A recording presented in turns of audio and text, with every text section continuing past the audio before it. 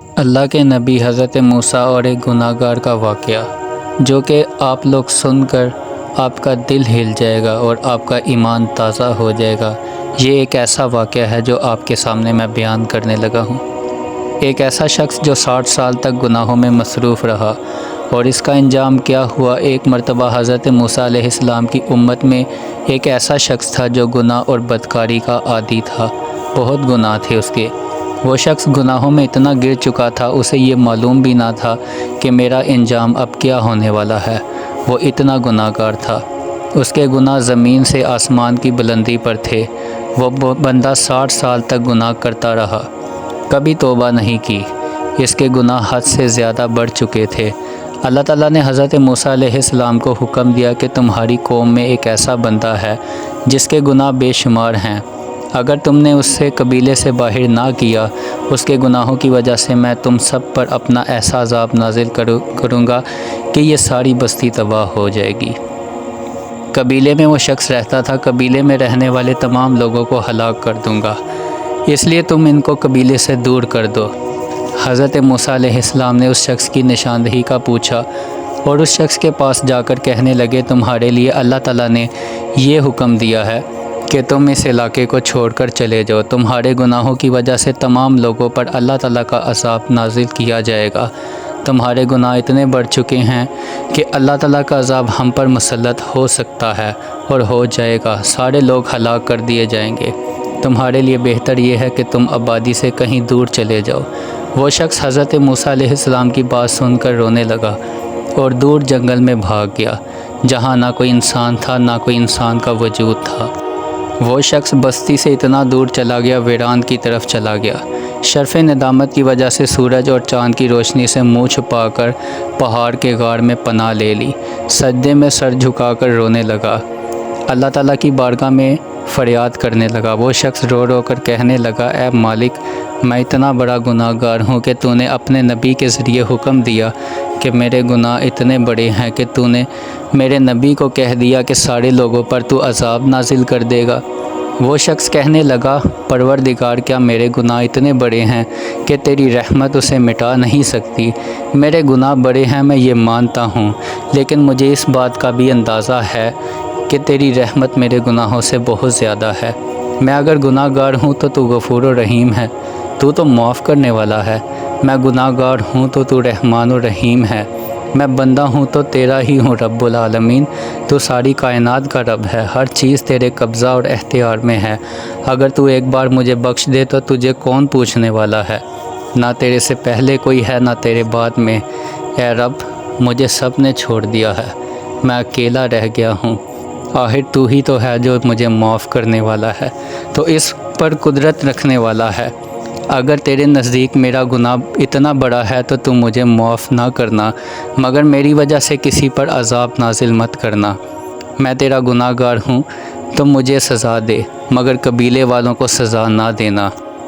جب اللہ تعالیٰ نے اس گناہ گار کی فریاد کو سنا تو اللہ تعالیٰ کی قدرت مچل جاتی ہے۔ اللہ تعالیٰ نے حضرت جبرائیل علیہ السلام کو حکم دیا، ایک بندہ پہاڑ کے غار میں بیٹھا ہے، مجھے یاد کر رہا ہے، تم رحمت کے فرشتے کو لے کر جاؤ اور اس بندے کی روح کو قبض کر لو۔ وہ بندہ سجدے میں تھا کہ اس کی روح پرواز کر جاتی ہے، اور اللہ تعالیٰ نے تمام فرشتوں کو اکٹھا کر دیا اور کہا، تم اس بات کے گواہ بن جاؤ کہ میں نے اس کو بخش دیا ہے، میں نے اس کی مغفرت کر دی ہے۔ پھر اللہ تعالیٰ نے حضرت موسیٰ علیہ السلام کو یہ حکم دیا کہ میرا ایک بندہ پہاڑ کے غار میں ہے، اس کا انتقال ہو چکا ہے، تم اس کے کفن دفن کا تو انتظام کرو، اور یہ اعلان کر دو کہ جو لوگ اس شخص کے جنازے میں شامل ہوں گے وہ جنتی ہوں گے۔ حضرت موسیٰ علیہ السلام نے جب یہ اعلان کیا تو لاکھوں میں لوگ آنے لگے۔ جس کسی کو بھی یہ معلوم ہوا کہ ایک ایسے شخص کا انتقال ہوا ہے جو جائے گا جنازے میں، اسے جنت کی ضمانت ملے گی۔ اعلان عام ہو گیا۔ حضرت موسیٰ علیہ السلام اس بندے کے پاس پہنچے تو دیکھا یہ وہی شخص تھا جس کی وجہ سے اللہ تعالیٰ سب پر عذاب نازل کرنے والا تھا۔ حضرت موسیٰ علیہ السلام نے اللہ تبارک و تعالیٰ سے پوچھا، ہے میرے پروردگار، یہ تو وہی بندہ ہے جس کی وجہ سے تو عذاب نازل کرنے والا تھا، جسے قبیلے سے نکال دیا گیا تھا، آخر یہ اتنی عظمت والا کیسے ہو گیا کہ تو نے اعلان عام کر دیا کہ جو کوئی بھی اس جنازے میں شامل ہوگا بغیر حساب کتاب کے جنت میں داخل کیا جائے گا۔ تو اللہ تعالیٰ نے ارشاد فرمایا کہ ہاں میرا یہ وہی گناہ گار بندہ تھا، جب تو نے اسے قبیلے سے باہر نکال دیا تو یہ شرم کے مارے چاند اور سورج سے منہ چھپا کر ایک غار میں آیا۔ میرا بندہ گناہوں کی وجہ سے اتنا شرمندہ ہو گیا کہ اس نے چاند اور سورج آسمان سے اپنا منہ چھپا لیا کہ کہیں میرے گناہوں کی وجہ سے سب پر عذاب نازل نہ ہو جائے۔ اس نے مجھے رو رو کر کہا کہ اے میرے پروردگار، اگر میں گناہ گار ہوں اس کی سزا مجھے دینا، میرے قبیلے والوں کو نہ دینا۔ میں نے اپنے بندے کی اس ادا کو دیکھ کر اس کی مغفرت کر دی، میں اس سے خوش ہو چکا ہوں۔ مجھے اس کی یہ ادا بہت پسند آئی ہے۔ مجھے حیا آتی ہے اس پر جو مجھ سے معافی مانگے اسے میں معاف نہ کروں اور میں اسے خالی ہاتھ لوٹا دوں۔ میری رحمت کو ہرگز یہ گوارا نہیں ہے، لہٰذا میں نے اسے معاف کر دیا ہے اور میں نے اس کی جنت کی بھی ضمانت کر دی ہے اور میں نے اسے بخش دیا ہے، اور جو کوئی بھی اس کے جنازے میں داخل ہوگا میں اس کو بھی بغیر حساب و کتاب کے جنت میں داخل کر دوں گا۔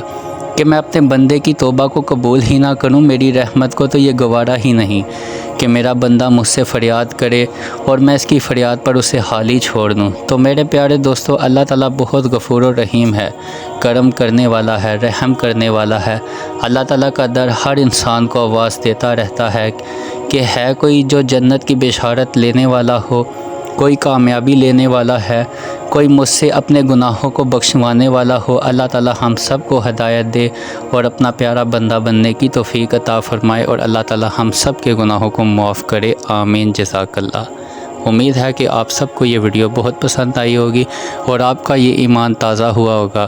اگر چینل پر نہیں ہے تو دوستو برائے مہربانی چینل کو سبسکرائب کر دیجیے۔ جزاک اللہ۔ دعاؤں میں یاد رکھیے گا۔ پھر ملیں گے اسی طرح ہی ایک اچھی سی ویڈیو پر۔ اللہ حافظ۔